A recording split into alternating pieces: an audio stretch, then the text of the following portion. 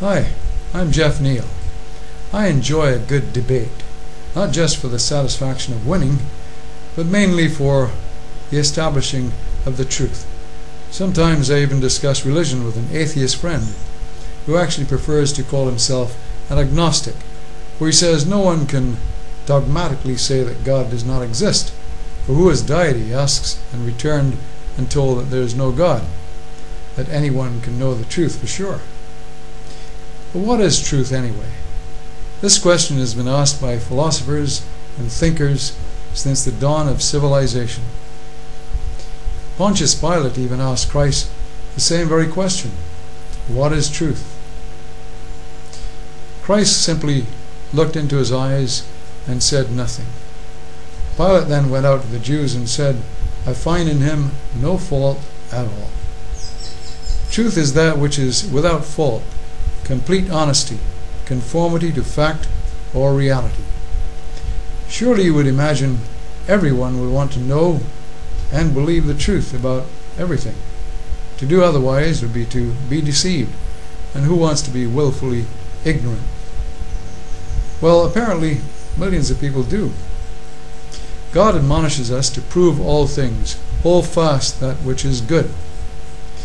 But if reality is too painful for us to bear at any time, do you suppose that would justify escapism? What if it were proven that UFOs and ETs exist? Would you be able to accept it and readjust your thinking? Or would you bury your head in the sand and hope that it would go away? When people given to aberrant behavior begin to suffer mental anguish, I'm told that there are actually some psychiatrists who have been known to prescribe medication to relieve the guilt, the pain of their errant lifestyle, so that they may continue to live the life that they want to live and don't change at all. And that's much like giving yourself a headache by banging your head on a wall and then taking some aspirins to remove the headache so you can continue to bang your head against the wall. It doesn't make any sense, does it? But we are strange creatures, and logic sometimes escapes us. Do you know of anyone who likes making mistakes, who enjoys being wrong or being corrected by someone else? Hardly. Everyone on earth likes to think of themselves as being right, regardless of the atrocity of the actions at any time.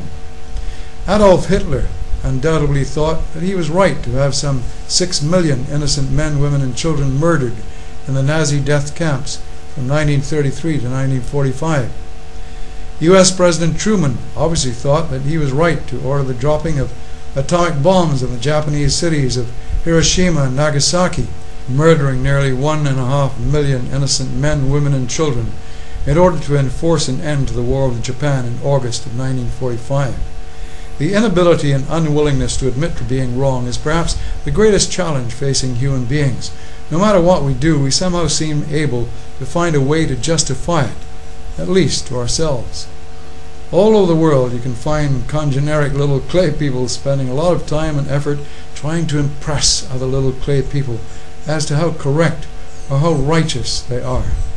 But according to the biblical account, God was not impressed by the man who prided himself on being more righteous than others because he habitually fasted twice per week and gave 10% of all he owned to the church, but rather he respected and justified the man who, looking down in true sorrow, acknowledged his sinful life and said simply, God, be merciful to me, a sinner.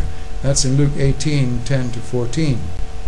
God forgave prostitutes, adulterers, and all manner of sinners. And then he said, go and sin no more.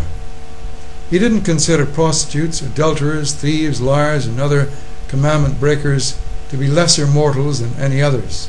Sin is sin, and the penalty for one, eternal death, is ultimately the same as for any other, unless repented of, and the sacrifice of Christ is claimed by the penitent individual. There shall be more joy in heaven, he said, over one lawless person that changes than over 99 people who don't need to change. Come to me, all you who labor and are heavy laden, he said, and I will give you rest. Take my yoke upon you, join me, and learn of me, for I am meek, and gentle, and lowly in heart, of a humble heart, and you shall find rest to your souls. You shall find peace of mind. For my yoke, my bond is easy, and my burden is light. Matthew 11, verse 30. Some people feel a need inside which they attempt to satisfy through the use of alcohol, tobacco, drugs, illicit sex, etc. But it's a need which only a proper father-child relationship with God can ever fill. Yet because of a false concept of a harsh God, they fear to have much to do with the subject of religion, and so cut themselves off from the very solution to their problems. So if life gets tough for you at times, that means you're simply being given an opportunity to build more valuable character, which, let's face it, is the only thing that any of us will ever be able to take with us into the next life anyway. We are promised that if we seek the truth, we will find it. However, when we find it, we must be careful to follow it, regardless of opposing influences. I'm Jeff Neal.